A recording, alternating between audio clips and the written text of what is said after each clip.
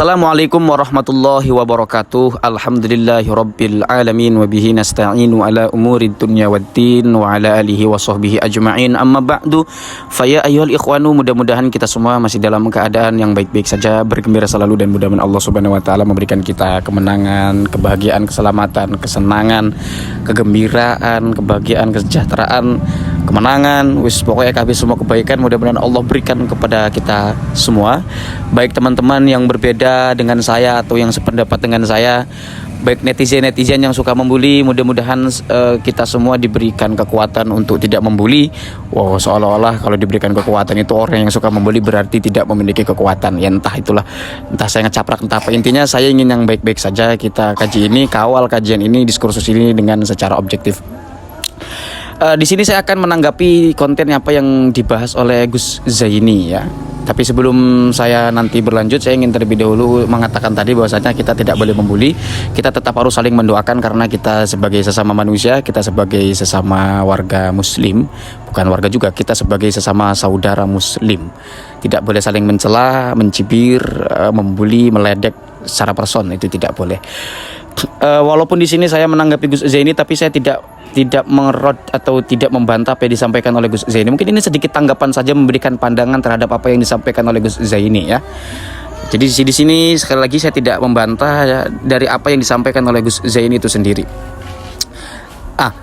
Di sini ketika Gus Zaini membawakan sebuah ajakan diskursus dari di situ Gus Zaini menampaikan ajakan diskursus dari Maktabah Mar'asyi di Iran melalui salah satu mahasiswa di sana, katanya mengundang Kiai Haji Imaduddin Usman Al-Bantani untuk diskusi. Untuk bagaimana ini saya tidak ikut campur. Apakah nanti Kiai Imad akan menyanggupi ajakan tersebut, iya atau tidaknya saya tidak tahu ya, karena bukan saya yang diundang. Tapi yang pasti begini, pihak dari penerbit itu, atau di sini kan dari pihak mereka ini, dari pentahkiknya. Jadi pentahkik itu hanya menyajikan kitab yang berupa manuskrip yang ditemukan. Kalau kita ibaratkan penerbitan di Indonesia, itu banyak, ada Gramedia teman-teman. Kalau di Banten itu ya ada Gakus Enterprise, kemudian ada bm.co, kemudian ada juga macam-macam lah. Kalau di secara nasional banyak, ada Tempo, kemudian ada Mojok.com. Mereka itu semua penerbit yang di dalamnya itu ada editor dan playout. Nah, pentahkik itu sama seperti itu, walaupun pentahkik itu bukan editor dan bukan playout, yaitu sama-sama secara jujur harus menyajikan apa adanya kitab yang dicetaknya, tidak menambahkan, tidak mengurangi. Jadi tugasnya hanya begitu saja. Lantas jika kemudian ada orang yang tidak sependapat dengan apa yang ditahkiknya, orang misalkan membeli atau mengkonsumsi kitab dari penerbit tersebut, lantas ia menginterpretasikan lain dari apa yang diinginkan atau dari apa yang dipahami dari pihak penerbit, itu adalah hal lain. Nah, dan hal lain ini saya pikir tidak bisa dimasukkan ke dalam ranah persoalan ini. Jadi tidak bisa para pentahkik itu atau para playout, para editor atau apapun itu merasa punya otoritas tertinggi membatasi orang lain untuk hanya memahami kitab yang diterbitkannya sebagaimana yang ia pahami, sebagaimana yang para penerbit itu pahami. Saya menginterpretasikan dari tulisan-tulisan Kiai Imad, wabil khusus tulisan Kiai Imad ketika menanggapi surat dari Syekh Mahdi Ar-Rajai. Interpretasi saya adalah bahwa Syekh Mahdi Ar-Rajai ketika mengisbat nasab Ba'alawi karena ia dan atau Syekh Al-Mar'asyi itu sendiri ada kedekatan dengan Ba'alawi. Itu yang saya pahami dari tulisan Kiai Imaduddin Usman Al-Bantani. Silakan teman-teman baca tulisan Kiai Imad ketika memberikan tanggapan terhadap Syekh Mahdi Ar-Rajai. Jadi di situ saya melihat ada nilai ketidakindependenan dalam melakukan isbatnya, menurut pembacaan saya terhadap tulisan Kiai Imaduddin Al-Bantani, begitu ya. Ya mungkin saya salah lah, tapi kira-kira begitu. Dan perlu diketahui juga kepada teman-teman bahwasanya di dunia ini nakobah itu banyak. Jadi lembaga pencatat keturunan itu banyak sekali, dari rentetan sejarah itu banyak kita temukan ya.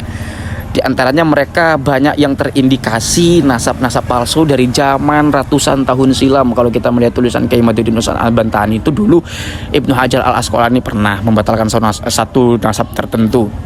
Kemudian Imam Az-Zahabi juga pernah melakukan pembatalan terhadap nasab tertentu. Dalam rentetan sejarah itu banyak kita temukan pembatalan-pembatalan yang dilakukan oleh para ulama ketika meneliti nasab tertentu, itu banyak sekali. Jadi masing-masing nakobah itu kalau saya pahami mereka itu memiliki semisal atau semacam kartu joker atau kartu as. Jadi sehingga mereka merasa tidak mudah untuk mengipol nasab tertentu atau nasab keluarga lain. Nah, para nakobah banyak yang mustahil dalam menetapkan nasab tidak menggunakan metode pengetahuan standar mencari kebenaran itu. Jadi pembelokan makna syuhra wal istifadhah oleh oknum, saya katakan oknum, para nasabah itu, ini juga harus dikoreksi oleh para fuqaha atau oleh para ahli fikih. Karena akibatnya akan banyak di dunia ini yang mengaku keturunan Nabi padahal Nabi itu sendiri bariun minhum, lepas dari mereka.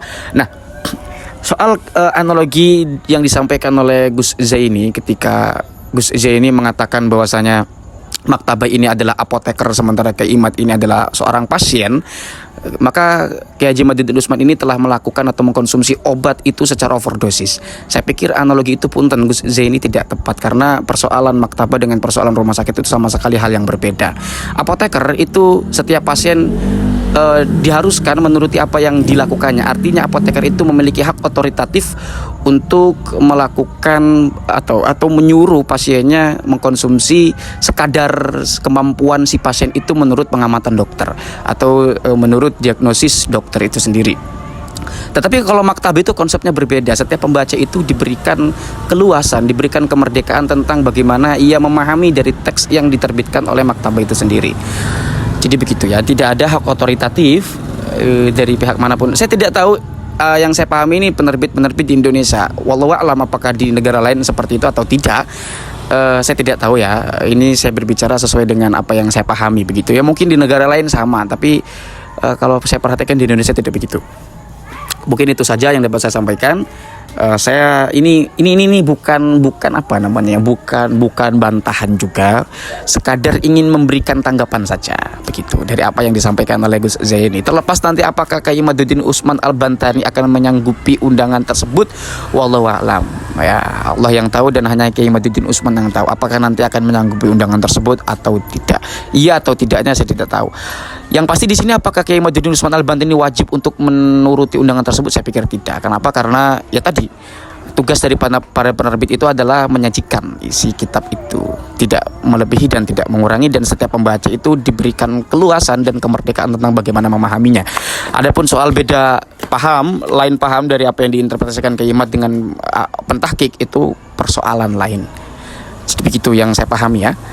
Hadanallahu wa yakum ajmain. Mudah-mudahan apa yang saya sampaikan di sini bisa dipahami. Mungkin banyak kekurangan, teman-teman bisa menambahi.